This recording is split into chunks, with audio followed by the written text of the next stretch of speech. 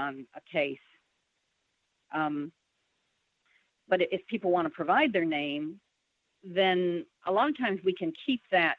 That won't become public record unless a case goes to trial, essentially, is generally when it would become public record. As long as there's an open investigation, that's not public record, so no one would know where the complaint came from. But it really helps us to have people to go back to and ask questions, because very rarely when someone calls in an anonymous report or tip, do they even give the whole story. They leave out information which may not seem important to them at the time, but could be very important to us in an investigation. So anonymous is doable, and I certainly understand where some people are coming from, but it's not the best situation for us to follow up on things with.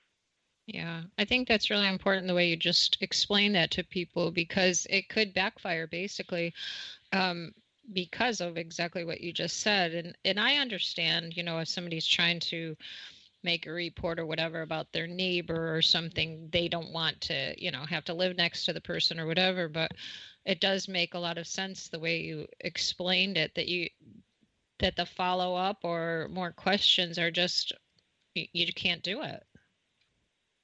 Yeah, and the other thing that they can do, though, if it's possible, like, I know my brother used to live next to some folks who tethered their dogs in the backyard, and he was able to just stand up over the fence and take a picture.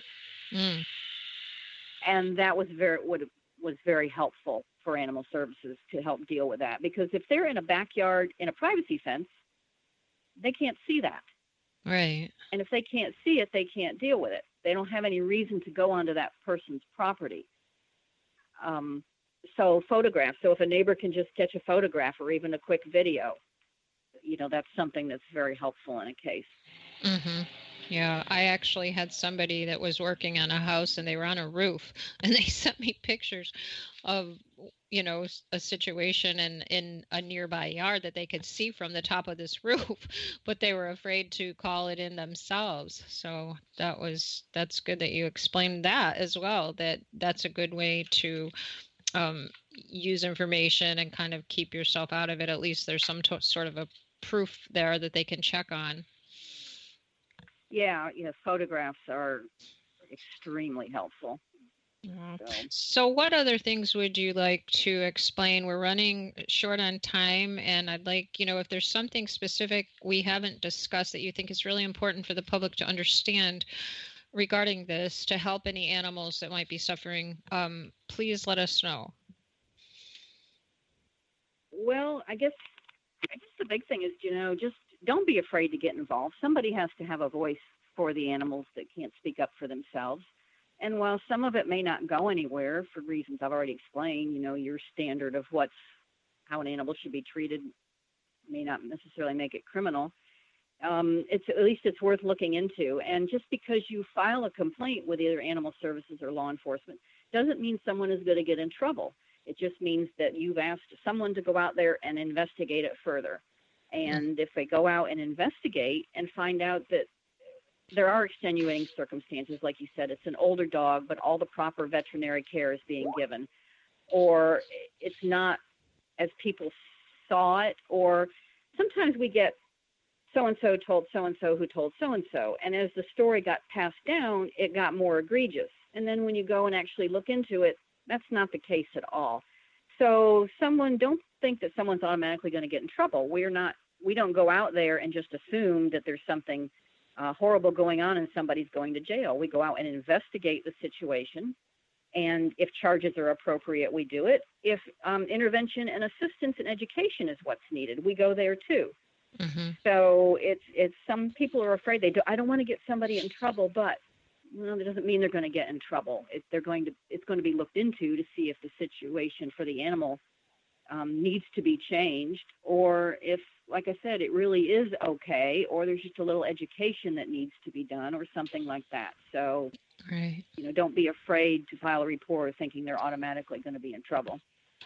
Now, generally a case that has some merit, it takes some time, right? I mean, not, people expect almost immediate, answers to these issues, and it does take some time, doesn't it?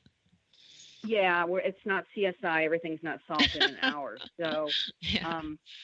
there's absolutely, and that's to protect people. Criminal charges are very heavy thing, and we don't take it lightly. So a thorough investigation has to be done to see whether someone's going to be exonerated or we can build a case. And it quite often requires us talking to neighbors, to employers, to sending subpoenas for certain records, for vet records, and things like that. And none of that happens overnight. So yeah, it does take time, and then it takes time to do the paperwork and to transmit it to the state attorney's office and to have an attorney review it and see if they're going to file charges or if they want you to do more investigation. So yeah, it can be a very lengthy procedure. Sometimes it takes me months to put together a proper investigation, but that's what you have to do if you're going to do the best job for the animal. Right. And in the meantime, though, for people to understand, if there is a case that is going through this process, you remove the animal and put it into a safe foster home or something like that, correct? Yes, that can be done. And through the county, a petition can be filed so that we never have to give that animal back, regardless of a criminal case. A county judge can make that determination that that person is not fit to any longer have custody of that animal, and other animals in their custody can be removed as well. But yes, if the situation is egregious enough, they can be removed right then and there, and while there's still an investigation ongoing. Yeah. Yeah. Well, I'm really glad that you were able to come in and kind of clear up some of these misconceptions, I think, and explain to people the importance of not necessarily, reporting anonymously and what it would take if they wanted to and that type of thing. It's really an important topic, and I'm glad that you were here to talk with us today. Well, my pleasure. Anything we can do to try and educate people, because the better educated people are, the less misinformation we receive. Yeah. Now, I just want to ask real quick, because you have the job of my life, the mounted patrol. I always said that was something I always wanted to do, but I never did it. So every time I saw a mounted patrol person, I thought, oh my gosh, that's the best job ever. So is it really the best job ever? Well, it's funny. People don't realize how much work is involved in it unless you truly are immersed in horses for your life. But probably people see us out there sitting on the horses doing the job and think, oh, that's wonderful. But you have to remember, we're out there in 95-degree heat in our bulletproof vests and things during the summertime working. Probably 20% of it is out there riding the horses, doing the job. The rest of it's a lot of hot, dirty, nasty work in the barn, caring for the horses and caring for the equipment and the facilities. So there's a lot of behind the scenes. But in general, if you're a horse person, yeah, it doesn't get much better than to get paid to do what you love. Yeah, that was one thing I thought moving here from upstate New York. When I first saw the horses, the first ones I saw were on the beach at Siesta Key, and it was so hot. And I thought, man, that's a great job, but how hot must they be? Yeah, when it's hot, it's hot, and when it's cold, and there's no getting in out of the weather. But we do it because we love it. So yeah, it's pretty good. All right. Well, it's time to say goodbye. So I wanted to thank you again for talking with me. It's an important topic. Oh, absolutely. My pleasure. Yeah. So, okay, everybody, this has been Detective Holly Combee with the Manatee County Sheriff's Department. And we were talking today about the National Prevention of Cruelty to Animals Month. So be sure you check in your location the types of agencies that you would be able to report to, as Holly has explained to us here in Manatee County. We need to talk with our animal control division first and foremost. And if they see that it needs to go further, then they get the sheriff's department involved. And I'm sure in whatever county you may be in, it's probably very similar. So thanks for being with us today, Holly. I appreciate it. Nope, you're welcome. All right, everybody. So remember, a lost pet can't tell anyone where it lives. So please be sure your pet is microchipped and wearing their ID tags. And if it is chipped, be sure that chip is registered and up to date. I'm your host, Patty Giarusso, and this has been Let's Talk Pets on Society Bites Radio.